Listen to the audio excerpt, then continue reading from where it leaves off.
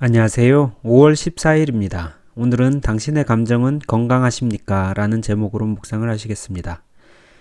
오늘의 말씀 구절은 로마서 8장 1절과 2절입니다. 함께 읽으시겠습니다. 그러므로 이제 그리스도 예수 안에 있는 자에게는 결코 정죄함이 없나니 이는 그리스도 예수 안에 있는 생명의 성령의 법이 죄와 사망의 법에서 너를 해방하였음이라. 감정이 뭘까요? 감정이 무엇인지 가끔씩 생각하게 됩니다. 사람마다 다르게 감정을 정의할 수 있겠지만 일단 저는 감정이란 단어를 생각할 때 처음으로 든 마음은 존중받고 싶은 것이었습니다. 감정을 존중받고 싶다는 생각이 들었습니다. 내가 기쁠 때 같이 기뻐해주고 내가 슬플 때 같이 슬퍼해주는 사람이 있다면 슬픔도 금방 극복이 되고 기쁨은 배가 될 것입니다. 그리고 실제로 살면서 그렇게 슬퍼해 주시고 기뻐해 주신 고마운 분들이 삶의 든든한 지원군이 되어 주셨습니다. 그런데 곰곰이 생각해 보면 감정이라는 단어는 평소에 생활하면서 별로 쓰지 않아서 그렇게 깊게 생각을 해보지 않은 단어 같습니다. 어쩌면 감정은 통제하고 누르는 것이라서 밖으로 이야기하는 것을 부끄러운 것으로 배워왔을지도 모르겠습니다. 어떤 분께 감정이란 단어를 떠올리면 어떤 생각이 드는지 여쭤봤더니 폭발하는 것, 화내는 것, 컨트롤이 안 되는 것 등으로 부정적 생각이 떠오른다고 하셨습니다. 5살에서 6살 정도 되는 남자아이가 있었습니다. 밤에 악몽을 꾸고 아침에 엄마에게 다가가서 의기소침하고 귀운 없이 자기가 꾼 꿈에 관해서 이야기를 했더니 어머니가 아이고 별일도 아닌 것 가지고 그러냐? 꿈은 그냥 꿈이야 라고 이야기를 했다면 아이는 어떻게 느낄까요? 여러 감정이 있겠지만 거절감이 가장 먼저 들 것 같습니다. 그런데 이 어머니는 아이를 사랑을 안 한 것일까요? 아닙니다. 이 어머니는 아이를 정말로 사랑하는 어머니입니다. 다만 아이의 감정을 읽어주지 못했고 아이에게 부정적인 감정을 심어줬을 뿐입니다. 아이에게 양가 감정이 생긴 것입니다. 나는 엄마를 정말 사랑해. 그런데 미워. 사랑해야 하는데 미워. 이 양가 감정은 참으로 건강하지 못한 감정입니다. 아이의 마음에 죄책감을 심어주는 마음이 됩니다. 절대로 미워해서 안 되는 대상이라고 생각하지만 지울 수 없는 미움이 쌓여 있는 것입니다. 그렇다고 그 미움이 쉽게 제거가 되지도 않습니다. 아이에게는 죄책감만 점점 더 커지게 하는 것입니다. 이런 관계는 여러 곳에서 나타날 수가 있습니다. 주로 가까운 권위자와 관계에서 그렇게 형성이 되기 쉬운데요. 과거 한국 사회에서는 시어머니와 며느리, 상사와 부하 직원, 선생님과 학생, 부모님과 자녀 등에서 이런 양가관계 감정이 나타납니다. 제사의 기원을 이 양가 감정 때문이라고 설명하는 경우도 봤습니다. 부모님이나 시부모님이 살아계실 동안에 죄책감이 너무 쌓여서 이를 해소할 방법이 없으니 제사라도 극진히 대접해서 죄책감에서 조금이나마 벗어나 보려고 한다는 것입니다. 어느 정도 일리가 있는 해설이라고 느껴졌습니다.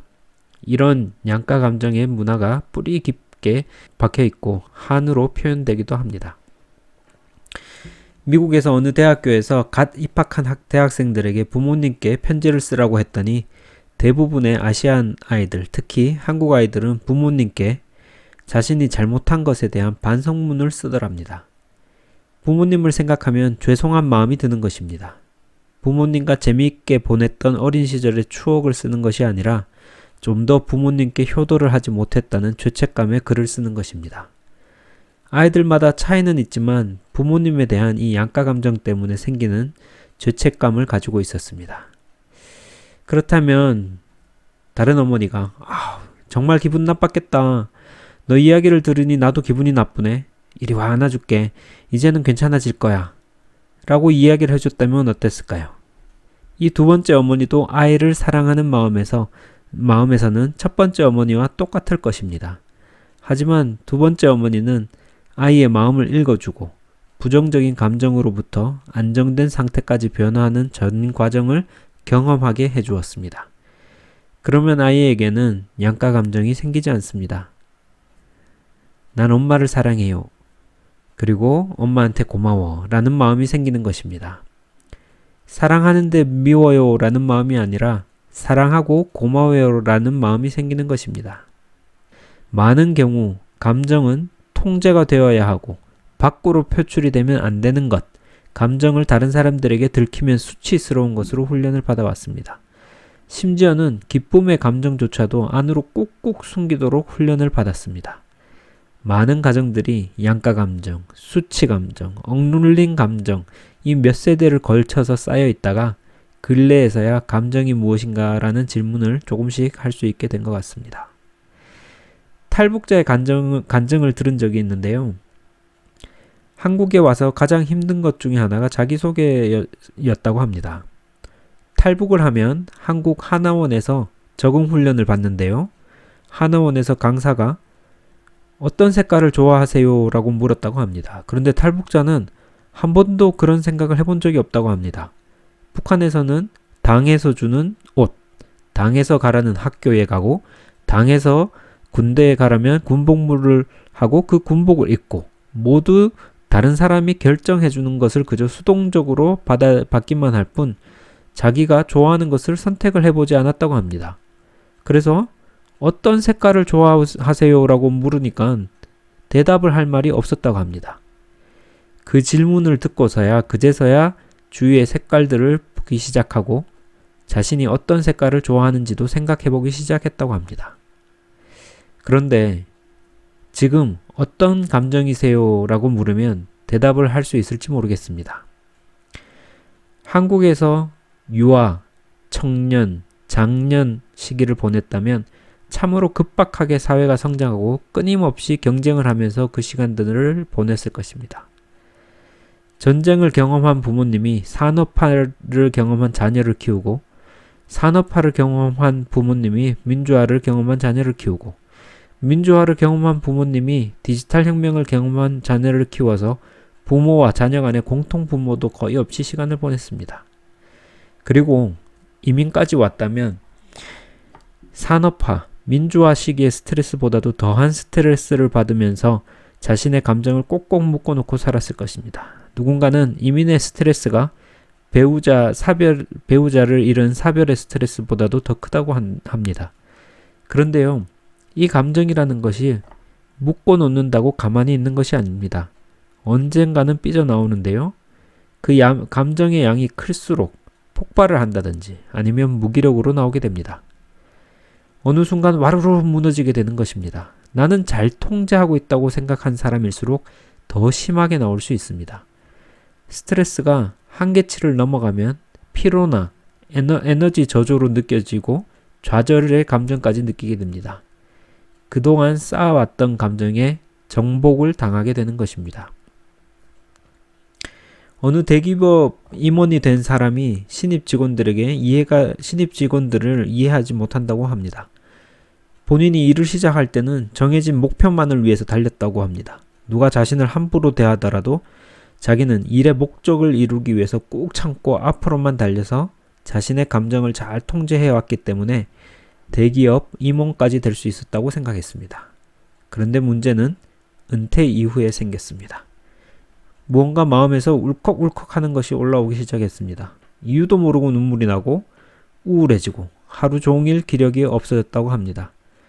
그동안 쌓아놓고 건강하게 표출되지 않았던 감정들이 쌓여서 그 감정에 정복을 당하게 된 것입니다. 심리적인 것뿐만 아니라 육체까지도 오랫동안 쌓아놨던 감정에 정복을 당하게 된 것입니다. 그렇다면 성경에서는 감정이 어떻게 나왔을까요? 하나님도 감정을 드러내십니다. 그것도 충만하게 드러내십니다. 창세기 1장 4절입니다. 빛이 하나님 보시기에 좋았더라. 10절입니다. 모인 물을 바다라 부르시니 하나님의 보시기 좋았더라. 12절입니다. 가진 열매 맺는 나무를 내니 하나님이 보시기 좋았더라. 18절입니다. 빛과 어둠을 나누게 하시니 하나님이 보시기 좋았더라. 21절입니다. 그 종류대로 창조하시니 하나님이 보시기 좋았더라. 31절입니다. 하나님이 지으신 모든 것을 보시니 보시기 심히 좋았더라 라고 하십니다. 감정이란 측면에서 성경을 보게 되면 성경은 감정을 충분히 표현하고 드러납니다. 그 기쁨의 감정을 새로운 것을 하나씩 창조할 때마다 점층적으로 표현이 되었습니다. 그리고 슬픔도 표현됩니다. 예수님께서 사랑한 친구 라사로가 죽었을 때 슬퍼하셨고 예루살렘의 멸망이 다가왔을 때 보시며 슬퍼하셨습니다. 인간이 느끼는 모든 감정을 느끼셨고 밖으로 표현을 하셨습니다. 때로는 분노도 표출하셨습니다. 예수님께서 성전을 깨끗이 하실 때도 분노를 보이셨습니다. 그리고 예수님께서는 성령으로 기뻐하셨고 잃어버린 양을 찾았을 때 기뻐하셨습니다. 다윗도 시편에서 하나님으로 기뻐하고 적군으로 분노하는 장면을 가감없이 보여줍니다. 감정으로 사탄이 틈탄다고 하는데 정확하게는 건강하지 못한 감정으로 사탄이 틈을 타는 것입니다. 사랑과 미움이 같이 있고 애정과 증오가 동시에 있다면 사탄이 틈타기 좋습니다. 그리고 분노를 해소하지 못하고 마음에 계속 가지고 있다면 사탄이 틈을 타기가 좋습니다. 그런데 사랑하고 고마워하고 기뻐하면 사탄이 틈을 타지 못합니다. 찬양도 눌렸던 감정과 한에서 나와서 어느 순간 터져 나오는 찬양이 아니라 사랑과 감사, 기쁨에서 나오는 찬양이 되는 것입니다. 이 감정은 인격 수양과는 또 다른 이야기입니다. 예의 바르고 정직한 사람도 안에 해결되지 않은 감정이 있을 수 있습니다. 할 수만 있다면 양가 감정을 없애고 화해하는 것이 좋습니다. 혹시 부모님이 살아계시고 부모님께 사과받을 일이 있다면 사과를 받는 것이 좋습니다. 자녀에게 사과할 일이 있다면 자녀에게 사과를 하는 것이 좋습니다. 할 수만 있다면 아빠 엄마에게 화난 거나 용서 안 되는 것이 있어? 라고 물어보셔도 좋습니다. 이때 자초지정을 설명하기보다는 용서를 구하여야 합니다. 저와 친하게 지내는 두 자녀를 가지신 60대 되신 분께서 자신이 젊었을 때 자녀들에게 너무 엄하게 키웠더니 자녀가 성인이 되니까 점점 더 자기와 멀어지는 것을 느끼셨다고 합니다. 그래서 용기를 내서 자녀들에게 무릎을 꿇고 아빠가 너희들을 키우면서 잘못한 게 많으니 용서해달라고 빌었다고 합니다. 그랬더니 자녀들이 아빠에게 마음을 열고 다가오기 시작하였다고 합니다. 그리고 요즘은 자녀들이 먼저 아버지를 찾는다고 합니다. 기회가 있을 때 화해를 하는 것이 좋습니다. 그러면 건강한 감정을 가지게 됩니다. 혹시 해결할 수 없고 해결되지 않은 감정이 있다면 하나님께 나와야 합니다.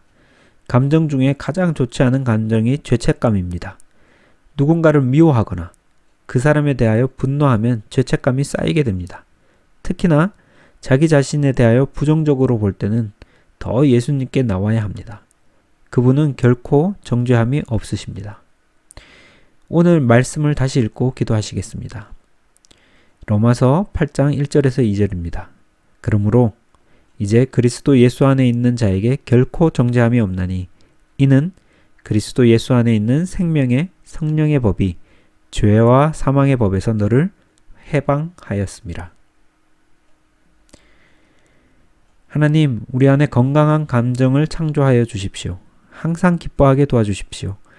하나님께서 천지를 창조하셨을 때 그 기쁨의 마음을 함께 누리게 인도하여 주십시오. 슬퍼하는 이웃이 있다면 함께 슬퍼하게 하시고 기뻐하는 이웃이 있다면 함께 기뻐하게 도와주십시오. 오늘도 하루 한 일을 성취할 때마다 하나님께서 하루하루 창조하실 때 느낀 그 기쁨을 누리게 하여 주십시오. 사과를 하여야 하는 사람에게 사과를 하고 사과를 받아야 하는 사람에게 사과를 받는 화해가 수월하게 이루어질 수 있도록 도와주십시오. 예수님 이름으로 기도드립니다. 아멘.